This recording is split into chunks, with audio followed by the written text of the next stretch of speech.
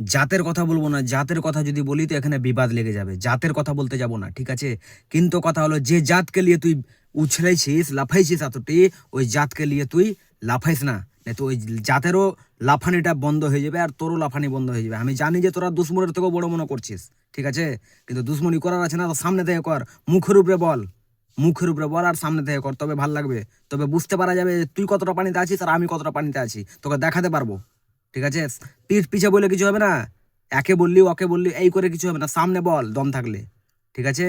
লোককে বলছিস এটা করে দেবো এটা করে দেবো, এটা করলাম ওটা করলাম, আবে দম থাকলে তুই নিজে কর না, যে সামনে বলে দেখ, একবার একবার সামনে বলে দেখ শুধু, তারপর দেখ তোর কি করছি, এটা করে দেবো ওটা করে দেবো। একটা কথা বলে দিলাম, কান খুলে শুনেলে, নিজের অওকাতে থাক, অওকাতের বাইরে যাস না, যতটা পারবি অতটাই কর, লোককে দেখে জ্বলিস না, তোর দম থাকলে তুই কর, আর লোক যদি করছে তো বেলুনের মতন ফুলিস না আর বমের মতন ফুটিস না, তোর দম থাকলে তুই নিজে কর, তুই ভালো থাক, তোকে কেউ কিছু বলবে না, না তোকে দেখে কেউ জ্বলবে, তুই লোককে দেখে জ্বলবি তো তোকে কেউ দেখে জ্বলবে, ঠিক আছে?